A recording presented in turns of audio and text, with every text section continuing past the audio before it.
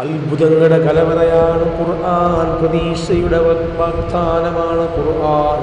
അമൂല്യമായ നിധിയാണ് ഖുർആൻ. അമൂല്യമായ പാടശേഖരമാണ് ഖുർആൻ. അമൂല്യമായ വിജ്ഞാനത്തിൻ്റെ സമ്പത്താണ് ഖുർആൻ. ഓരോ ആയാത്തുകളും നൽകുന്ന ദൃഷ്ടാന്തം മഹാത്ഭുതമാണ്. ഖുർആൻ്റെ ലഭ്യതകൾ കൊണ്ട് മാത്രമേ ദൃഷ്ടാന്തം ലഭിക്കുകയുള്ളൂ. ഖുർആൻ്റെ മഅനകൾ വ്യത്യാസമാണ്. ഖുർആൻ്റെ ലഭ്യത മഹാത്ഭുതമാണ്, അത്ഭുതത്തിൻ്റെ കലവറയാണ്. കാരണമെന്തേ? ഖുർആൻ ഇറങ്ങിയ സ്ഥലം പോലും മഹാത്ഭുതമാണ്. അത് കയറുന്നത് പോലും മഹാത്ഭുതമാണ്. അത് കാണുന്നത് പോലും മഹാത്ഭുതമാണ്. വിശുദ്ധ ഖുർആൻ്റെ ഓരോ വരികളും ഓരോ സുന്ദരമായ ആശയങ്ങളാ. വിശുദ്ധമായ ഖുർആൻ്റെ ഓരോ ആലാപനങ്ങളും അത്ഭുതങ്ങളുടെ കലവറയാ. ഖുർആൻ പാട്ടാണ് എന്നാൽ പാട്ടല്ലെന്ന് ചരിത്രം പഠിപ്പിക്കുമ്പോൾ ഖുർആൻ്റെ ഓരോ ആയാത്തുകളും ശിഫയുടെ ഉറവിടമാണ്. ഖുർആൻ്റെ ഓരോ ചിഹ്നങ്ങളും മനസ്സിലാക്കി തരുന്നത് മഹാത്ഭുതമാണ്.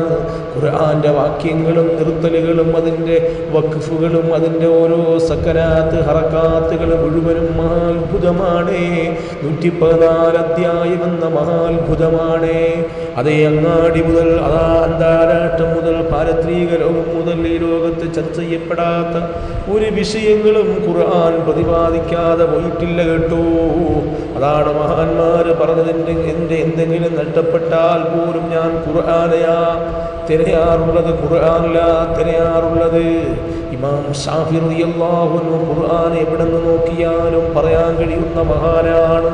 തിരിച്ചും മറിച്ചും അതേ നാസ് മുതൽ ബക്കറ വരെയും ബക്കറ മുതൽ നാസ് വരെയും അതേ യസീം മുതൽ അതിൻ്റെ ഇടയ്ക്ക് ഏത് കാര്യങ്ങൾ ഓതണമെന്ന് പറഞ്ഞാലും ഓതാൻ കഴിയുന്ന മഹാത്ഭുതമാണ്. ഇമാം നമ്മുടെ മദ്ഹബിൻ്റെ ഇമാമായ റസൂലുള്ളാഹി പറഞ്ഞു, ഖുറൈശിൽ ഇൽമു കൊണ്ട് നിറക്കും എന്ന് പറഞ്ഞ മഹാനായ ഇമാം ഷാഫി റഹിമഹുല്ലാഹ്, ഇതുപോലെ അബൂ ഹനീഫത്തുൽ കൂഫി റഹിമഹുല്ലാഹ്, അവരുടെയൊക്കെ ജീവിതം ഖുർആനായിരുന്നു.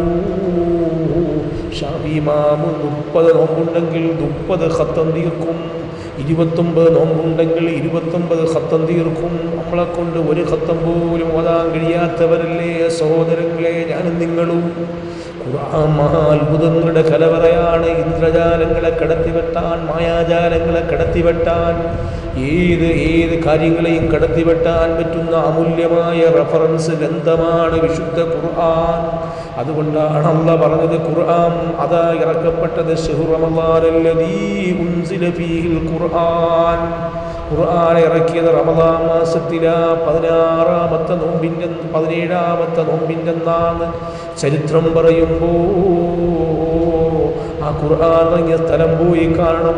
അത്ഭുതമാണ്. കേറാൻ തൻ്റെ സുഗന്ധത്തിൻ്റെ ആനന്ദത്തിൻ്റെ പരിവർത്തനത്തിൻ്റെ അംഗീകാര മുദ്രയാണത്. കാണുമ്പോൾ തന്നെ ഖുർആൻ്റെ മഹാത്ഭുതത്തെ നമുക്ക് മനസ്സിലാക്കി തരും. അതേ മഹാത്ഭുതത്തിൻ്റെ കലവറ മനസ്സിലാക്കി തരും. അത്രയും പുണ്യമായ ഭൂമിയിലാണ് ഖുർആൻ ഇറങ്ങിയത്. നബിയോട് പറഞ്ഞില്ലേ, നബിയേ അങ്ങേ സൃഷ്ടിച്ച സൃഷ്ടാവായ ജഗതിയന്താവായ റബ്ബുൽ ഇസ്സത്തായ റബ്ബിൻ്റെ നാമത്തിലങ്ങ് വായിക്കോ നബിയേ. അപ്പോൾ നബി തങ്ങൾ പറഞ്ഞെന്നറിയാമോ? മാനവിക്കാര്യം ഞാൻ ഓത്തറിയുന്ന ആളല്ല, ഞാൻ എഴുതാനറിയുന്ന ആളല്ല, ഞാൻ നബിയിൽ ഉമ്മിയാണ്. അപ്പോൾ മുസ്ലിം റിപ്പോർട്ട് ചെയ്യുന്ന ഹദീസിൽ കാണാം, മാനവിക്കാര്യം ഞാൻ ഓത്തറിയുന്ന ആളല്ല.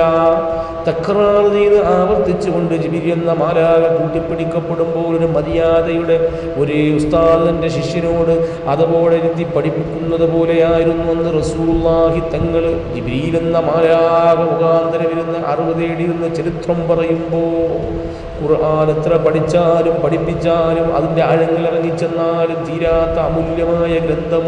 ഓതിയാൽ കേട്ടാലും കേട്ടാലും മതിവരാത്ത അമൂല്യമായ റബ്ബുൽ ഇസ്സത്തിൻ്റെ സംസാരമായ ഗ്രന്ഥമാണ് വിശുദ്ധ ഖുർആൻ. അതാണ് മറ്റൊരിടത്തല്ല പറഞ്ഞത്, ഞാൻ ഖുർആനെ ലൗ അൻസൽനാൽ ഖുർആന, ഈ ഖുർആനെ ഞാൻ ഈ പർവ്വതത്തിൻ്റെ മുകളിലായിട്ട് ഇറക്കിയിരുന്നുവെങ്കിൽ ഈ ഖുർആൻ ഇറങ്ങിയ കാരണം കൊണ്ട് പർവ്വതം നിലംപതിച്ചു പോകുമായിരുന്നു.